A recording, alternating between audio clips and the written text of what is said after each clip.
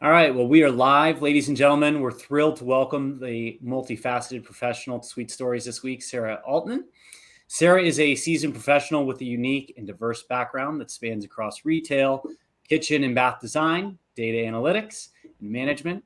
Her comprehensive knowledge of all things ERP, particularly with NetSuite, and proficiency in navigating the complexity of multi-channel distribution systems is truly commendable.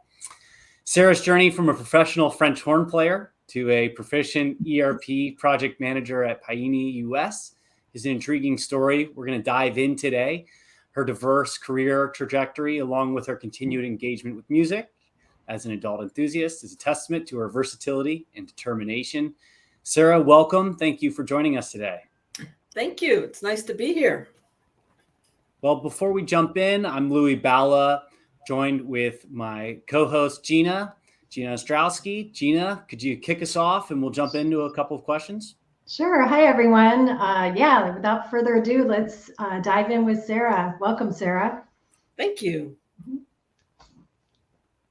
So as we talk about your transition and kind of how you started from a French horn player to all things ERP systems, can you tell us about your journey? Your journey as to where you started, where you've come from, and where you are today. Sure. It's been an accidental journey. Totally. If anyone would have told me, guess what, you're going to be an ERP manager and you're going to be an IT professional, I would have laughed in their face. I started out and still am a professional musician. That's what I got a degree in, and that's what I thought I was going to do with my life.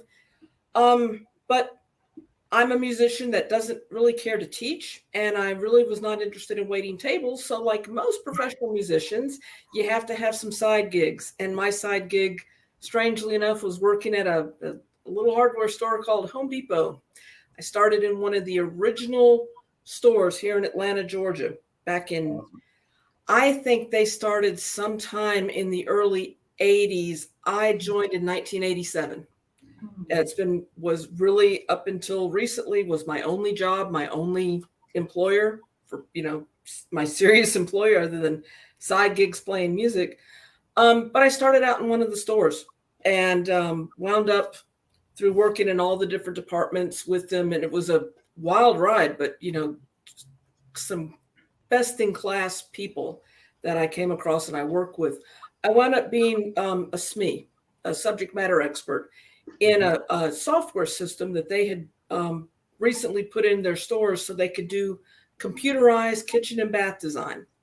So, okay, well, I can learn how to use a computer and I can learn how to do kitchen and bath design. It's, not that complicated. So I wound up doing that and teaching people how to teach computer design.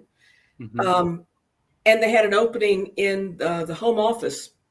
They were doing a massive upgrade.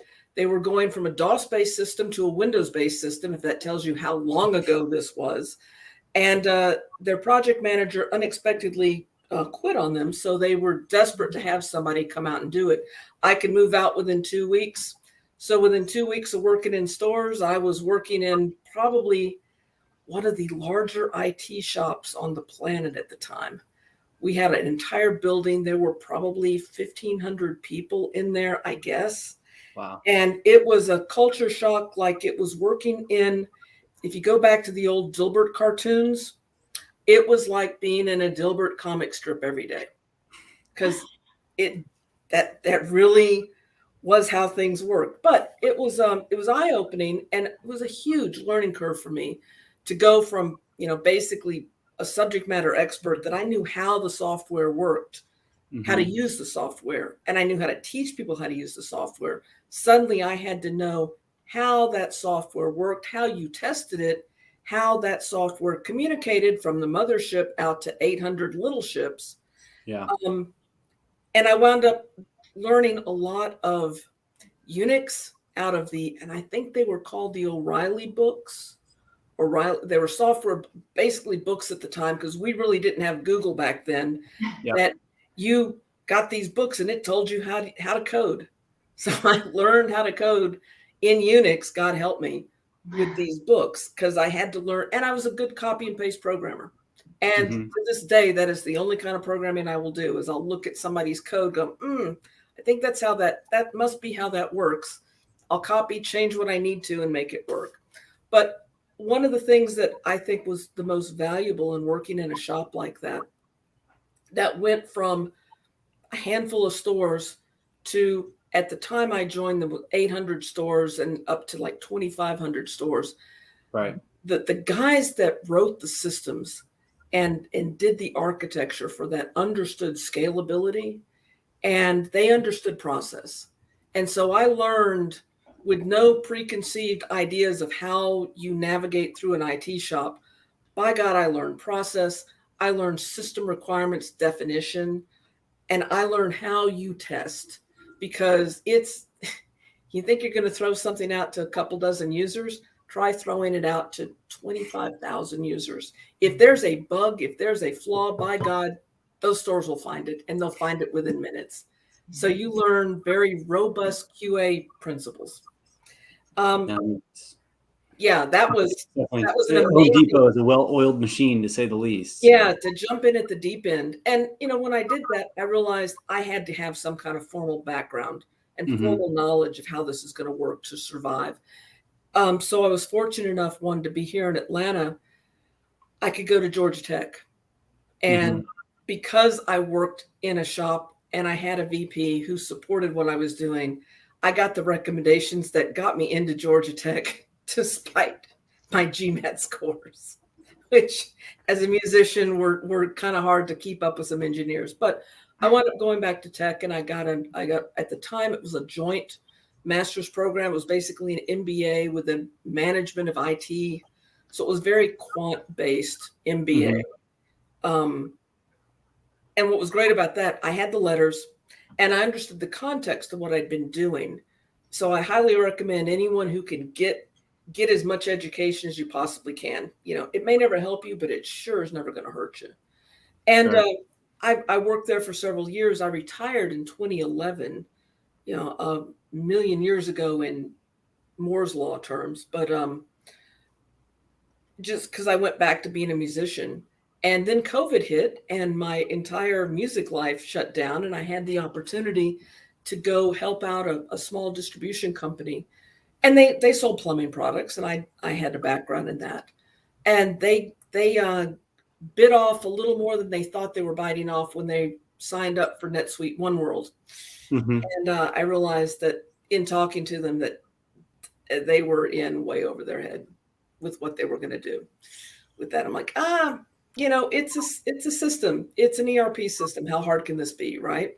So I got involved with them and helped them get moved from a platform that was kind of mostly manual, kind of a little bit in QuickBooks, and to move them into NetSuite One World and to get them into a big boy system. Yeah. And that was it was amazing what I learned with that is, one, how much in over the years of technology that I'd been out of the loop, how much had changed and how much it got so much easier and so much more approachable for a layperson to work with. But also the fundamentals have not changed. And I'm pretty sure those fundamentals haven't changed since, Turing invented the computer back in the 40s. I really think that the fundamentals are just, here's how these things work.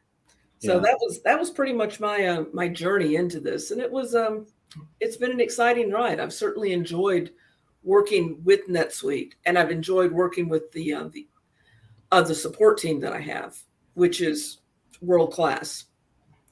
Well, Sara, it sounds like your background is so interesting, and Home Depot is my husband's favorite store, not mine, but of course, every husband's favorite store. Absolutely. So thanks for sharing that. And this kind of dovetails into what you were just saying. You've had a lot of experience with ERP systems, particularly NetSuite One World.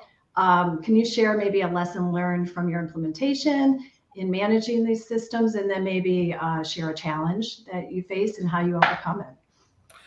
Yeah, I think, and I've put a lot of thought into how it worked. What if I had to do it over again? What would I do differently? Or what? And then what legacy I would leave for the next people? Because I don't intend to do this. Yeah. And I don't believe in you do things going, well, I'm the only one that can do this, therefore I can always have a job. My job is to do what I have to do to make where my job becomes redundant. So Yeah. I really believe in doing that. But I think that the key thing is if anyone is looking at implementing any kind of an ERP system, it's all hinges on executive management support and understanding of what they're doing. And you can't be afraid to speak truth to power. No matter who they are, you've got to be able to say, look, here's what this is going to do, and here's what this isn't going to do. One, if your group can't execute a process manually, don't expect a system to fix it, because it's not the best system in the world isn't going to fix it. And they have to understand and be okay with that. And the other one is, you can't expect, if you implement a system, that it's going to change one of your processes, because it's not. So, you've got to, your executive management has to understand what they're getting, or what their expectations are versus what they need to be. And sometimes that's hard for them to understand. They just think, I'm going to wave money at it. I'm going to put in this brand new system. It's going to fix all the problems we have. And it doesn't work like that. So, I mean, to me, that's key. And if you don't have that, walk away. just walk away from it. The other one is you got to map your processes. And I've done this, and I've had to get on planes before to go out to see what users were doing, because what they were telling me they were doing versus what they were doing were two different things. And sometimes you've got to get face to face with them to see what they're doing. And here's you want interesting story. I was doing this One World implementation, and I set up the training. I'd been out, I saw what they were doing, and I saw what they told me they were doing versus what I saw happening. So I set up the system to where if they didn't have something in the warehouse, if they had a zero on hand quantity, they couldn't sell it. Right. So first time they get to that training scenario, oh my gosh, we can't sell this because, it locked them out of it.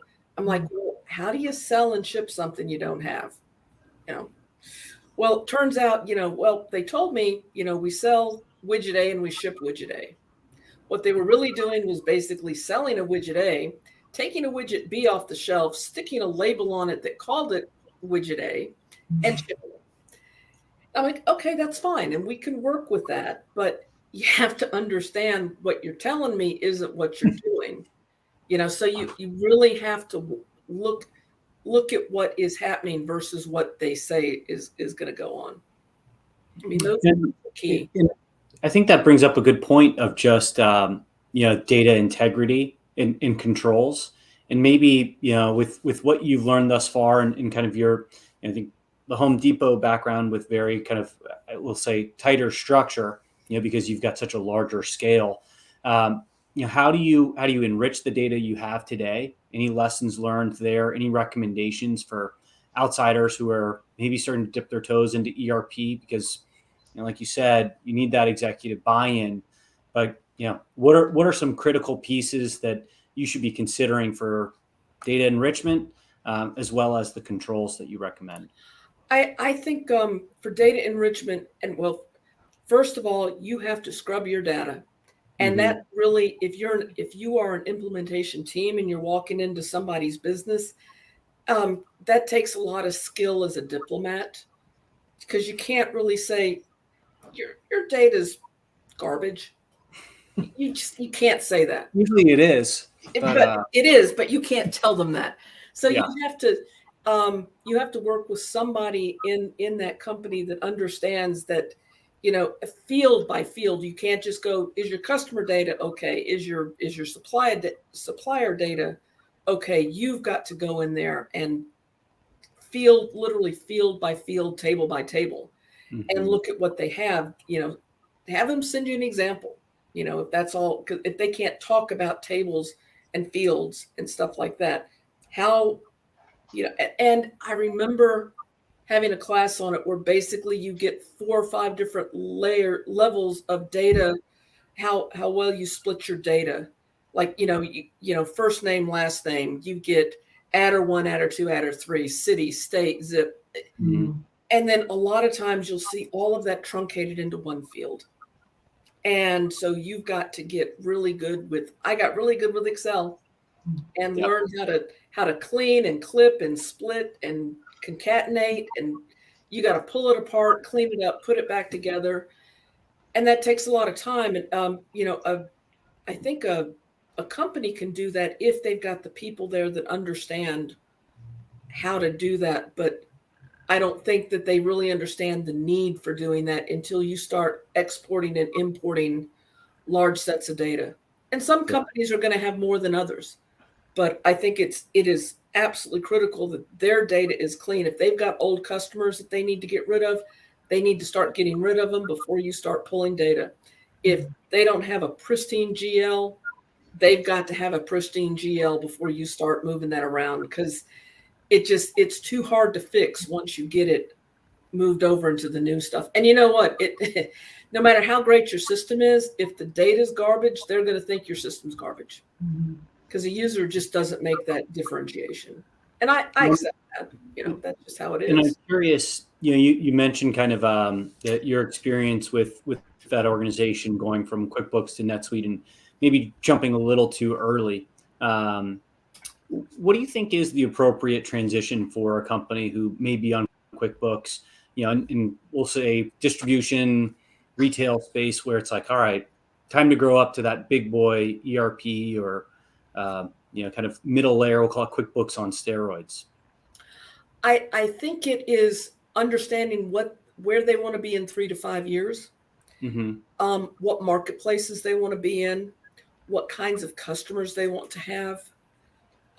Those are the questions, because it's not necessarily jumping early. Let's see, if you do it right, you're a visionary. If you do it wrong, you wasted money.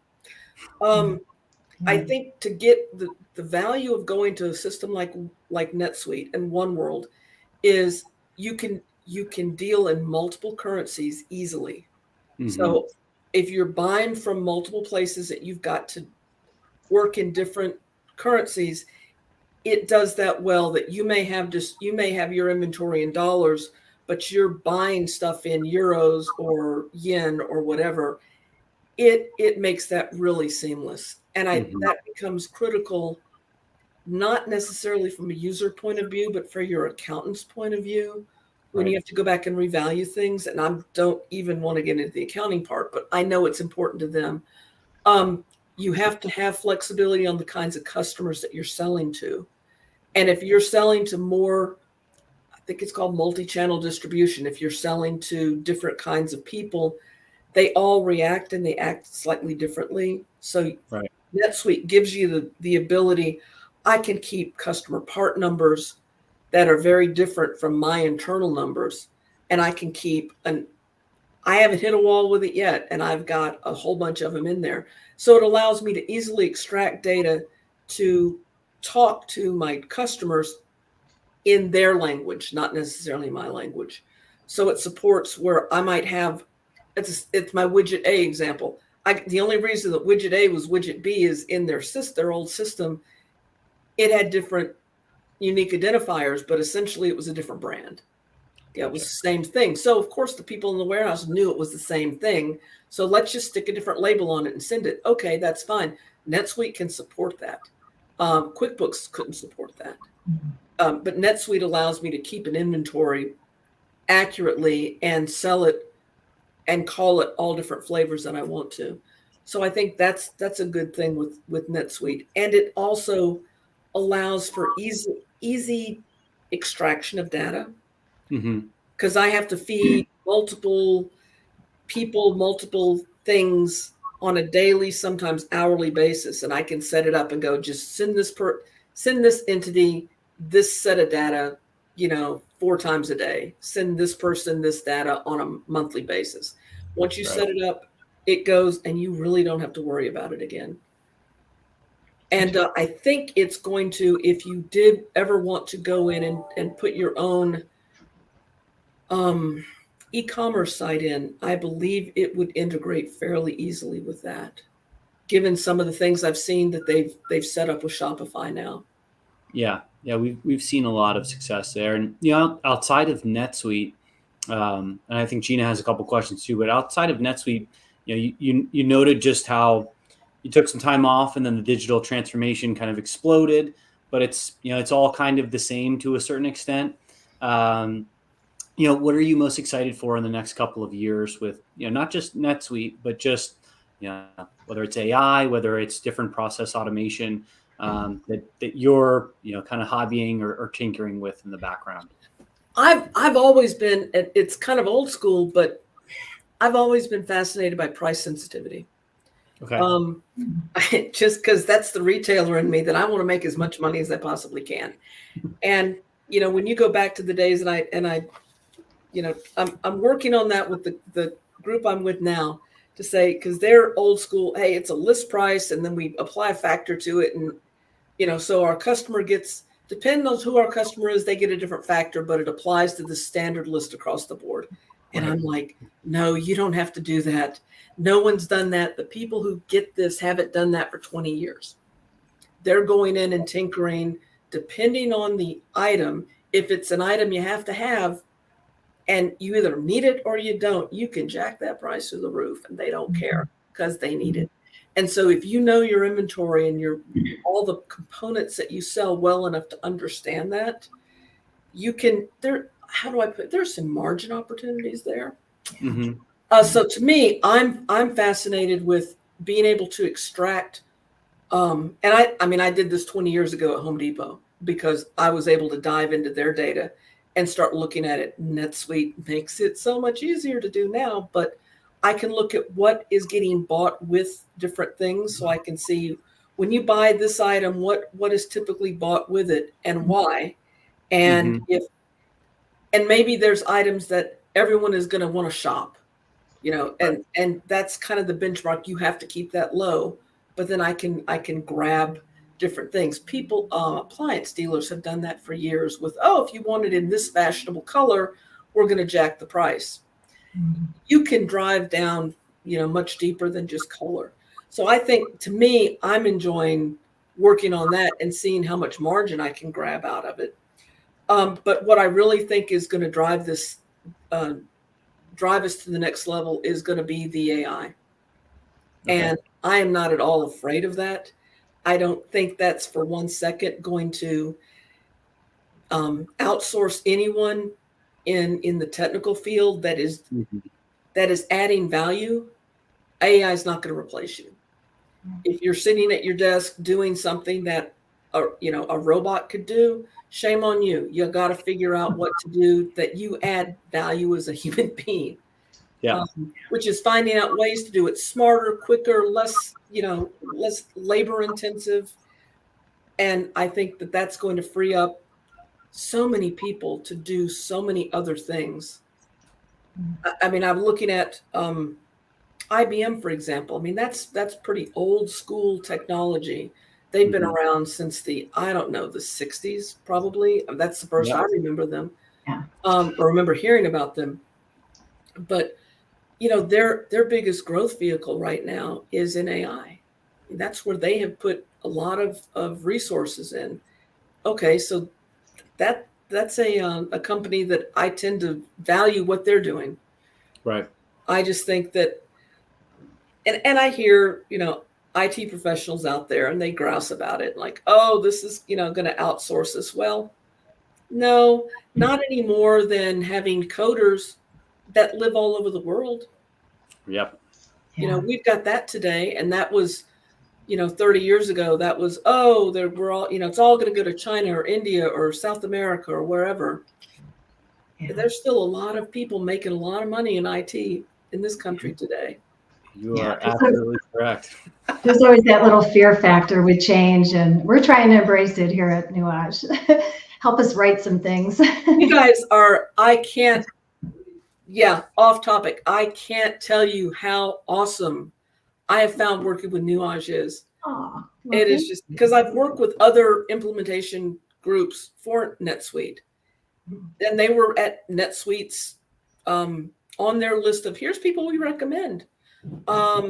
No, you guys get processed, you get cut. It comes down to, I don't care what company what you're selling or what you're providing, you take care of your customers. You do what you take care of your customers, and you've got a process, and you follow it, and you execute, and you do what you say you're going to do. Take care of the customer. I mean, that's the fundamental that is going to make any company successful. And I just can't say how much I've enjoyed working with your guys. Well, thank you, Sarah. We enjoy working with you as well, and we appreciate We'll take that soundbite. Unsolicited amplify it a million times out there. Great soundbite, yeah. Last question. Could you share a book or a resource or an individual, maybe you had a mentor over the years that significantly influenced your approach on business and strategy and your technology? I will give you, I mean, there's one on technology, and that is, if you haven't read the book by Lou Gershner, who was the at one time CEO of IBM, he wrote a book called Who Says Elephants Can't Dance? Okay. It's an old book. It goes back into the 90s. And it's about when he took over IBM, when they had gone from being we sell stuff, basically platforms. They sold 46s and Pentium. I don't know what those things are called, but they sold computers. And the software had to be what was on that computer. And they went from that to becoming basically an IT consulting firm. And he talks about what he had to do. And the bottom line is you got to make tough decisions. Right. And that's hard to do as a CEO. That's a lot of sleepless nights because you realize you're about to eliminate a division or, people like it. It's just not an easy thing to do. And he's brutally honest about it. So I think that's a great book. As far as a mentor and as far as having someone who probably influenced me more how to approach daily business is another author. His name is Jim Inglis. He was he was the brainchild behind the Expo stores at Home Depot. But I knew him through the kitchen and bath business because I was on the board of a trade organization called the National Kitchen and Bath Association. And he also was on it. Of course, he was like a VP at Home Depot. So he was at a very different level than I was. But I will never forget what he did. I got elected to be a chapter president or something out in Arizona. And now I'm just one of thousands of people. No one would know who I was or whatever.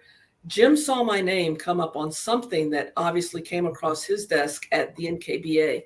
He wrote me a letter on Home Depot letterhead, and he said, "This is wonderful. Congratulations on your achievement. This is great for the industry. This is great for Home Depot.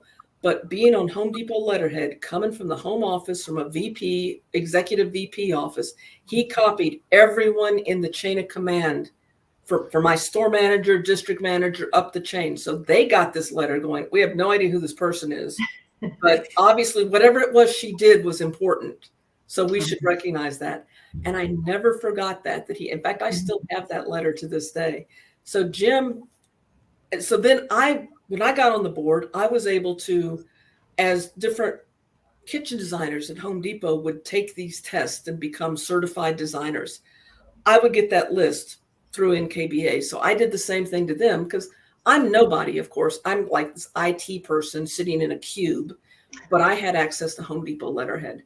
And I did the same thing to all these people. And I copied everyone up their chain of command saying, "Hey, congratulations. This is a good thing you did." And for years and years afterwards, I got letters from those people. I'd run into them at different functions. They're like, "You know what? You wrote me this letter." And it got me a raise. It got me, I decided to stay with the company, instead of quitting. It did so much. And I realized that it takes so little effort sometimes to make such a big difference in somebody's career or just how they feel about what they're doing, makes them feel good about getting up and coming to work, and how little it takes to do that. And I've always credited, I would never have thought to do that other than Jim did that for me. And I'm like, yeah, that is character. That's a great story. It really is. Yeah. I run into him at different functions from time to time now. And I'm like, Jim, you're just an amazing person and obviously became a success and will be a success at whatever he did. But I've always thought character is the stuff that people do when no one else is looking. Yeah. And, it's, if you get lucky enough to run into people like that, it does make your career and your life a lot more enriching. Yeah, that's pretty powerful. And I want to thank our listeners today. That does conclude our episode of Sweet Stories, and what an insightful conversation it was. Want to thank you, Sara. Really kind of sharing your input, the value perspectives, everything with the rapidly evolving landscape of cloud technology today. For our listeners out there, if you're looking to navigate your own digital transformation journey, remember, you don't have to do it alone. At Nuage, we specialize in helping you get to your destination, leveraging the power of NetSuite to streamline operations, make data-driven decisions, and drive growth, trying to get it all in as quickly as possible. But want to thank everybody for tuning in. Sara, wanted to give you the floor for the last soundbite. Anything you'd like to tell the listeners out there? It's an exciting time to be in IT. I never thought I'd go back and do it, but there's so much change, so much positive stuff that's happening. I'd say it's a great place to start your career. It's a great place to stay in. Well, thank you, Sara. Thank you to our listeners. Have a great day.